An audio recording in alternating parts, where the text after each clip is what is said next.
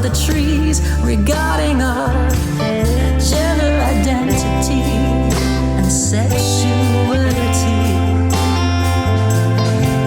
When there's no place like home, empty air, an empty establishment. Friends with Dorothy, fighting for your civil rights, out on the cruel streets tonight. I'm joined today by the academic and newly published author, Katherine O'Donnell. So, Katherine, welcome to LGBTQ Plus Life. It's lovely to have this invitation. Thank you. Yep. Katherine, I always remember you from when our first encounter. You did a reading when I was with another radio station, and I'm not trying to flatter you here, but you had the best reading voice going, and that has always stuck with me. So that could be useful when it comes to the book. Yeah, maybe. There've been quite a few people already asking me for the audible version, and I would love to do it. Though, of course, my top wish would be Siobhan McSweeney. That would be the most amazing person to read it. But yeah, we haven't any plans yet for an audiobook, but it's certainly something I'd love to do. Sure, yeah. I'm calling this your debut novel, not because it's the first one, but because I think it's going to be the first of more. Now that you've got this first one out of the way, have you got plans to follow it up?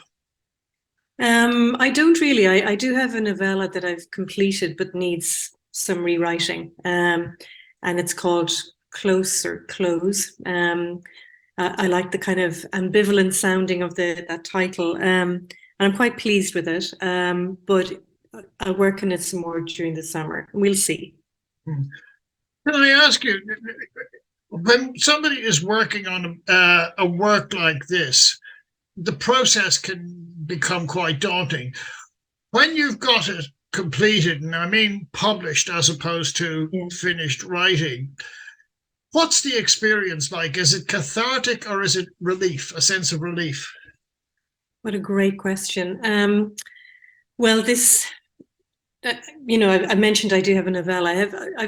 One of my hobbies has been writing short stories and writing novellas forever, and I am one of these kind of ridiculously snobby people, I think, in that the literary form that I most admire is the short story. And I've always liked to say that a novel is a failed short story. And that's certainly what the process of this felt like. It felt like I started off with a short story I couldn't complete, and then hopped to another one. I couldn't complete that, and then I hopped to another one. And before I knew it, I had this character, Ro McCarthy, who was carrying a short story about suddenly falling in love, who was carrying a short story about being an undocumented migrant worker, and who was carrying a story about the marriage referendum. And they all rolled together and became the start of Slant. And it felt really, really weird and very strange. And actually, to be honest, absolutely frightening to see the book coming into print. So I nearly had what I can only describe as a heart attack when I saw the first advanced reader's copy, because I realized I was going to have to talk to this novel. And as an academic, I know how to talk to my writing, but as academic writing. And this is something that's so completely different. It's not accidental. I called it Slant, from that quote of Emily Dickinson's, "Tell all the truth, but tell it slant." So this is truthful, but it's not factual. I can't verify it in the way that I would my academic writing. So a lot of my fear, I was so frightened, like I couldn't even figure out why I was so frightened. But actually that was the source of most of my fear. I didn't know how to talk to it or stand by it. Yeah. Well, you can consider this a peer review. Lovely. Yeah. But tell me, and this is I'll be honest, I've only got the PDF copy, so and I only got that yesterday. So my take on the book is it's very limited at this point in time, but I'm genuinely looking forward to it. But can I ask you, as in you're somebody who works in university, so you're, as you say, you're familiar with the research process. You could have written this as a memoir. You decided to write it as a work of fiction. What was your thinking there? Because I haven't lived as full and good and rich a life as Ro McCarthy, to be quite honest. So, you know, I didn't even go knocking on many doors on the marriage equality referendum. I wasn't an AIDS activist. I wasn't a non-documented worker. So what makes the story really rich in the detail of this amazing person, flawed character as she is, but Ro McCarthy is the diversity and range of her life. And she's also somebody, I've been very, very lucky. I've got a job I absolutely adore. I've got a very financially secure life. And I also wanted to write about somebody who was that foot soldier in feminist and lesbian gay movement, older than me, just a bit older than me, but older than me, who lost out. Sure. Who lost out from getting that secure job, from getting that kind of, material comfort and footing that I have. And so I couldn't write a memoir. I've lived a pretty bland life. I don't know who else would be interested in reading it. Yeah. Now, I'm very interested in how your story has panned out, because the way I'm describing it, I had a friend, I was working for a software house, and he used to describe us in quite Zen terms as that we're all interfaces. That's what we are. Now, when I looked at my situation as opposed to yours, I said, if I'm an interface, I'm DOS, and Katherine is Windows 95. In other words, mine was all command structure. It was very different.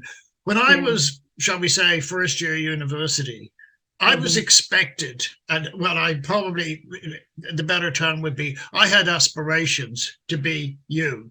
And through circumstances that didn't work out. In other words, I had to abandon all of that and take on board what I call street. And that's what I became.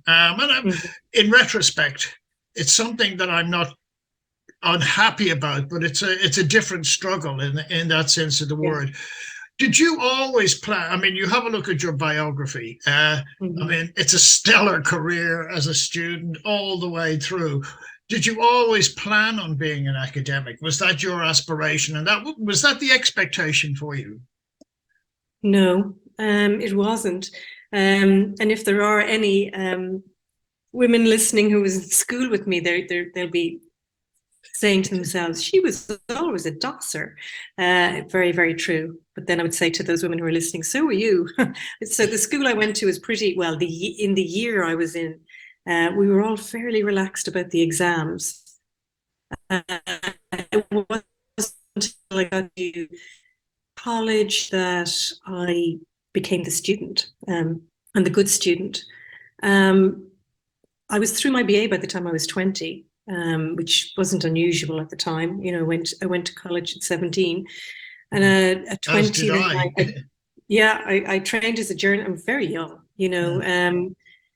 trained as a journalist, and I mean, I really have been born under a lucky star. So I got a job in RTE. A female journalist at the time, RTE were rumors of being threatened with a government inquiry because they'd so few female journalists. So I was just one of those lucky women. I worked in Airtel, and there was other opportunities in RTE for me there that were quite open and welcoming. But I wasn't much good as a journalist. I wasn't speedy enough, but also I was just too young. I didn't have a depth of knowledge to make a proper analysis, or I could report, but that was barely it. And the slower pace of academia suited me. And because of my good grades, I got lovely scholarships. And so academia felt to me like an alibi. I was in there while I was trying to figure out things. It didn't feel like I had chosen it. It just wasn't much good at many other things.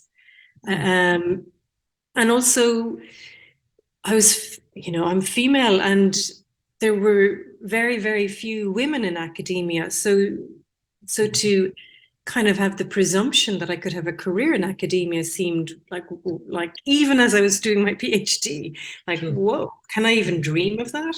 I'd love that job, but I don't think I'll ever get either that lucky, or, I'm not academic like, I'm not like all of those guys.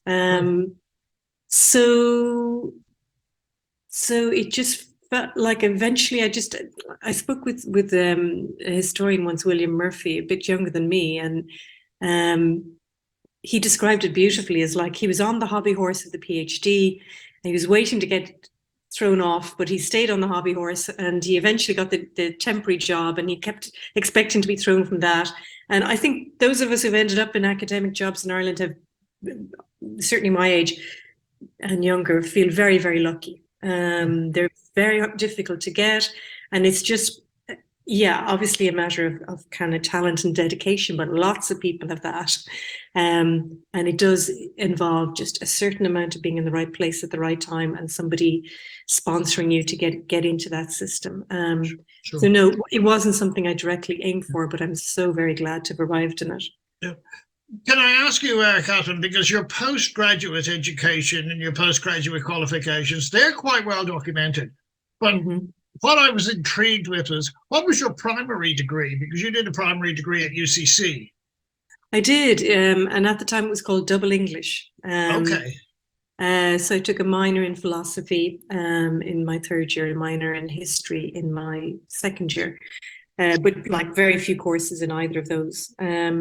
So yeah, I got to just completely wallow in the canon for 3 years, which was sure. Yeah. No, before we came on, I was saying if you did a Venn diagram of our experiences, you would be amazed at the intersections, because I started off in philosophy in UCD. Then I ended up in journalism when I was 50 odd. The first place I ever went to in the US was Boston, where you did, and I stayed at a place called the Copley Plaza. Can you believe it? The Copley Plaza Hotel. Then after that, I went to South America, and then went to San Francisco. Now, Boston I didn't like. Wow, but you could write the novel then. To San Francisco. Yeah. I felt at home. I thought this is me in a way that I'd been in London for 10 years. That's another story in itself. That's why, as I say, just on those issues alone, our intersectionality is it's quite dynamic in that sense of the word, although you're basically a generation behind me. The difference, I think, between the two of us is when I left Ireland, and I left Ireland in 1973, when you wouldn't have even been in primary school, I never intended to come back. Whereas I get the impression that yours was temporary, in the sense that you went to Boston, you went to Berkeley, but you intended to come back here. What's your thoughts on that, Katherine? Well, when I left for Boston, again in a very privileged position of being, sponsored by the US government and having a great scholarship, and I really did think I was probably going to stay away, because it was in the 80s and end of the 80s, early 90s, and Ireland was dire. We had lost everything. We had lost the Eighth Amendment referendum. Anne Lovett was barely mourned. That's certainly what it felt like. The Kerry Babies case debacle and kind of persecution had happened. Declan Flynn. And Charles Self, Charles Self and many other, horrible amount of murders of gay men that, still remain unsolved. Economically, it was dire. Cheapers, the weather was terrible too. I mean, moving statues, it was just a basket case. So I did think I was going to never come back. And I think one of the reasons I did come back was I remember falling out of bed one morning as my clock radio alarm went at 7 a.m, and I was in Boston, and it announced, top of the news item, National Public Radio Boston said, Harvard alum Mary Robinson has been elected President of Ireland. And, you know, I had been on to Ireland kind of 3 or 4 days previously, and of course Brian Lenihan was a shoo-in, but she got it on the second count. And also she got it because P. Flynn had described her as somebody who had no real interest in her family before the election campaign. And the Irish women came out and voted as a class against that misogyny.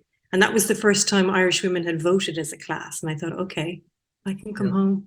There's, you know, things to be done, and there's I don't know if this comes through in the book, because, as I say, I have had minimum opportunity to read it, but the 70s and the 80s, to me, and even to a fair old extent the 90s, what characterised Ireland is what I tend to refer to as the sectarian civil war. Clearly, that would have impacted you, particularly as you were here. Have you left that out of the book deliberately, or does it even does it feature in? Or is that something you're holding back on? The sectarian civil war, in terms of I hate to refer to it as the Troubles. You know, it's something I just find that Irish euphemistic use of language. It was a lot more than trouble. There was more of that in it, and now it's kind of shaved down to quite a short reference. And it is certainly kind of some of the reasons that it's clear that Roe McCarthy just had to leave Ireland, just, you know. Sure, but it's the way in which I kind of explore it is in her relating to the upper middle class girl, Jenny, the English girl. Sure, yeah. And I kind of wanted to get at, in an oblique way, I'd love to write more about this, but just that kind of tension, because this novel started when I was lecturing in Oxford in the philosophy school there for a year. That kind of that supremacy thing that even the nicest English people have when it comes to Ireland. So even if they love Ireland, it's kind of from a position of superiority and supremacy. So I really wanted to, and I don't think of the kind of sectarian civil war really in the terms that you describe it as sectarian civil war. I see it as a clash of two nationalisms. Okay. So when people talk about, you know, the nationalists and the unionists, I prefer to say the Irish nationalists and the British nationalists. You know, I really do think I think that describes it best. Yeah. So that's the kind of the way in which this ongoing war or ongoing tension is kind of explored, at least to some extent. Between no, I'll confide in you. My jaundiced view is simply because when I was in London in 1978, 79, 78, late 78 it was, I was arrested and accused of terrorism. Now, I was about as far away from terrorism as you could get, because as I like to remind people, I was hippie aristocracy. You know, I was terrorism. I was always opposed to violence, but yet I say to people, I got arrested for possession of an Irish accent, and because I knew certain people. But as a result of that, it completely changed my life, because I ended up going to Australia. Now, you have to take opportunities as they come, but it was very distressing when it happened, and it was simply because what I would now refer to as a form of racism. That's why I have such a jaundiced view on it. But it's funny because a scene that got cut from the book is when Roe gets arrested and strip searched, which happened to so many Irish women in the ferry ports and airports throughout the 70s and 80s, and it happened to me. And it was, you know, it was nothing but an intimidatory tactic. It happened to loads of Irish young women, particularly if we were traveling alone or with one other Irish woman. It was harassment, and it was racially motivated. We used to get our own queue at Heathrow, didn't we? Yeah, we did. Yeah. And they pick out the girls to search. Yeah, I left it out because that just needed more space and more room, and a different kind of inquiry. Yeah. I want to move along, Katherine, because I want to try and get as much in as we can. But Slant, it's from a quote by Emily Dickinson, which I think you were probably quite a fan of Emily Dickinson.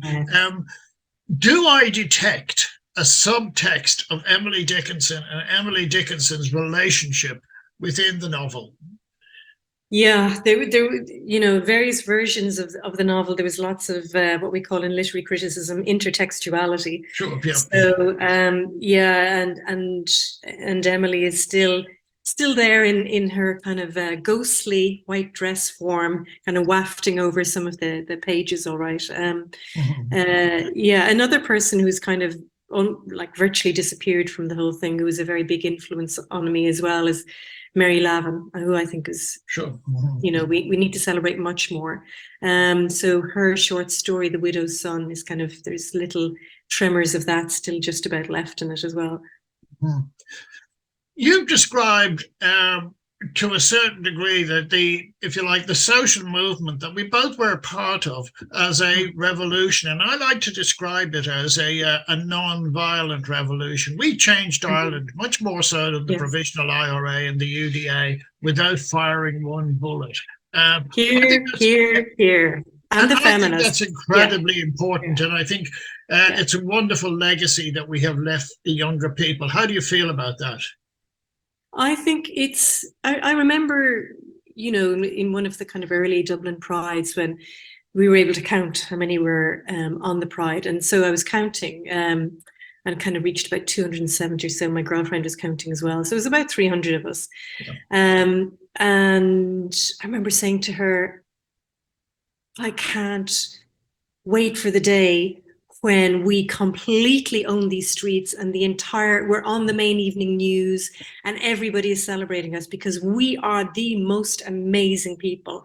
Sure. Look at how we've kind of come through our conditioning and still want to belong to this place and to tell everybody. I think we've not only left the world in a much better place for younger LGBT people, we've opened the whole world.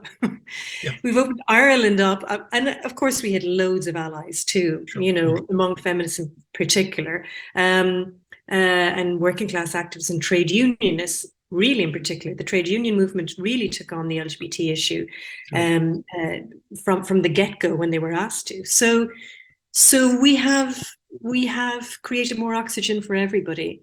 And she was saying to me, my girlfriend was saying, what do you mean you think we'd be on the main evening news and everybody be celebrating us? And I said, we should be celebrated for, we're the best heroes that Ireland has ever produced. Absolutely. And it is absolutely wonderful now to see that's what happens with Dublin Pride.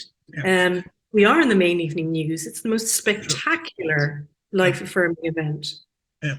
Well, again, I want to just digress slightly because I think it was 1979, I landed in Sydney and my parents came over to see it. And by complete accident, we happened to be in the neighbourhood and we managed to get to see, it was either the second or no later than the third Sydney Mardi Gras. Now, if you've seen the Sydney Mardi Gras now, it is whatever. And my mother, who was very, what I would call Presbyterian Catholic. She loved the spectacle. She loved the color. She loved the, just the, if you like, the expression. But the bit she found the most difficult to understand was a group walked by called the Gay Catholics. And she just couldn't process that, how could you be gay and a Catholic? And I suppose in many respects now, even though the church has taken time to catch up, that's the thing we've done now. We've said, yes, you can be both. Mm-hmm. Yes, of course you can. Yeah. I mean, the Catholic religious tradition is an incredibly rich, deep, I think, wonderful spiritual tradition that can really support a person's flourishing in the world and in themselves. The Catholic Church, which is distinct from what I'm describing as the spiritual tradition, is a political machine that has been quite disgraceful since the, Medicis and the Borgias kind of had control of it. So as a political organization, it's foul, to be really honest. Yet still, there's lots of ways that people can access that, but very, very beautiful spiritual tradition. Yeah, and yet you, shall we say, in your mature reflection, you embraced Buddhism and I embraced Judaism, both which are very rich traditions as well. It, in many respects, it shows you we added a bit of spice to our culture, didn't we? Yes. Yes. I mean, my Buddhist practice, I keep kind of saying, look, Buddhism takes kind of 200 years to travel in and become part of a culture. And so really, I'm just kind of the first, or even kind of maybe perhaps a second generation of Western Buddhists. And we're taking from all of these very, very different Buddhist traditions across very different languages and traditions, and doing our best to understand them and translate them into our lives here in the West. But I think my Buddhist practice has given me more of an appreciation for the Catholic spiritual tradition in which I was raised as well. So I don't know if I describe myself as a Buddhist. I think I'm kind of too early in the movement to be able to say that. I just prefer to say I practice as best I can and try and make that as effective a practice as I can. Yeah. I just want to digress slightly and go back to when I went to Sydney in the late 70s, early 80s. It was what I would call the flowering of LGBTQ plus culture. It was just coming in and people were embracing it, and it was the most fabulous time to be there. 3 years later, and I had a lot of gay friends. We used to go to a lot of gay parties. It was very mixed parties, because what we discovered is that the hippies and the LGBT community had an awful lot in common. And then within a year, the LGBT people were not being invited to the parties. Nobody would smoke a joint with them. It got very ugly in one sense of the word. And this features prominently in your book, in the novel, because people started to die. People we knew started to die. And it was, I consider it to a certain degree, it was like the Holocaust in that sense of the word, that we lost an entire generation of massively creative people. That must have been very moving for you, and you've put it features very prominently in the book. It does. And again, it's not quite my direct experience. I didn't have a lot of boyfriends who died, again, it's just because I'm younger than Ro. So the boys I knew, when they did get infected, it was at a time when the science was a bit better, and many of them were now, many of them are now undetectable. So, but at the same time, I was still in that kind of backwash of grief. And I could see the toll on the lesbians and the surviving gay men just a bit older than me. And I really did want to kind of give witness to that and how devastating. And I do have one story of one boy that I was in college with, and, who I remember him.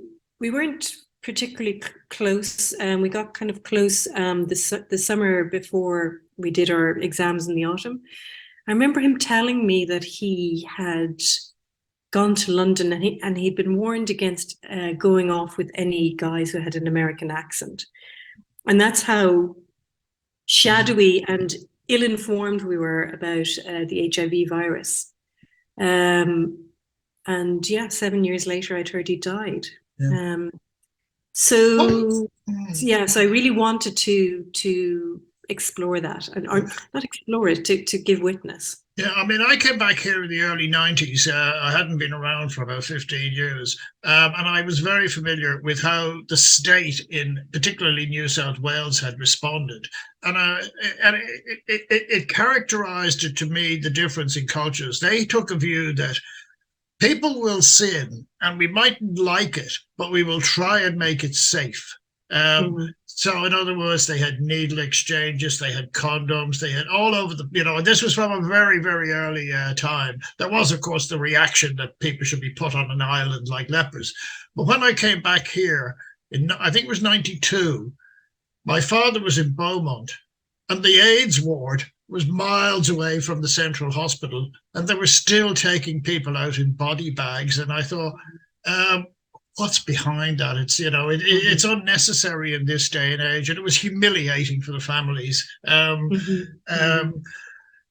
Whereas, as I say, you were befriending people, and that must have been dreadful for yourself as well. Yeah, I was very young. So when you're very young, you kind of, and we had no maps. We were making up the world. Yeah. Everything is normal, even the absolutely outrageously awful stuff. You kind of receive it and accept it. That's the context in which you've kind of diving into. So part of what happens in Slant too is kind of that retrospective view from a woman in her late middle age, kind of reliving a youth, and really for the first time experiencing the horror, and kind of mourning the loss of an innocence that she didn't even realize she was losing at that time. So I really wanted to try and capture the difference between a young voice and that same voice as it's aged and older. And I hope I've done that. Yeah. And another story I really wanted to capture too was the undocumented workers, the amount of illegal Irish working in cities like Boston and other parts of the globe as well in the 80s and 90s. Sure. And I think partly what happens when there's kind of a traumatic event like a mass emigration and illegal workers and an AIDS crisis, it can take decades for novelists and fiction writers to kind of come to terms with ways of how to represent that. So yeah, I've started to try and do that for kind of both of those events. Can I ask you, and I suspect I know the answer to this, but did you watch It's a Sin, the dramatization, and what was your reaction when you saw it? Because you talk about reliving memories. I mean, people like me, I thought it was a documentary. Yeah, I was kind of I think because of that drama, I think that's why New Island published Slant. It was already on their desks. It was already finished. They were considering it. I think they decided no. If I wouldn't write it up as a memoir, and I couldn't, just wasn't my life. But they weren't going to go with it. But because of the success of It's a Sin, and actually the real similarities between how I approached telling the story and It's a Sin, they went with it.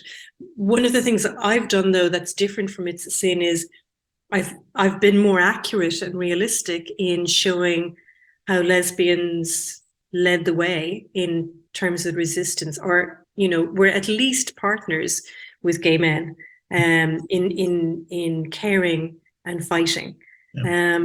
And that was one of the deeply annoying things of It's a Sin. Another uncanny kind of semblance, or maybe it isn't too uncanny, is how strongly music features in both my novel and the It's a Sin drama. Were you a bit of a raver? Weren't we all? Aren't we all? The answer, of course, is that aren't we still? Yes.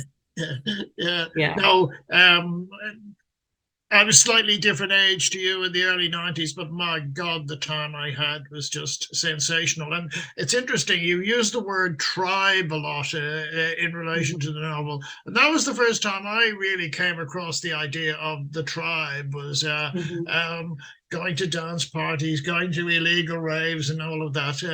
But Katherine, unfortunately, Zoom is going to shut us down very, very shortly. But I just want to ask you, the showbiz question. When we get to make the novel into a movie, who would you like to see play Ro? Yes. Siobhan McCarthy. Do you know? Yeah. Do you know who She's my selection is? And I think is probably the finest actress of her generation, or actor, if you want to call it. Swinton? Kerry Condon. Oh, wow, yeah. I just love Kerry. And if you have to use a younger actor, Niamh Algar. I haven't seen Niamh yet. Okay, great.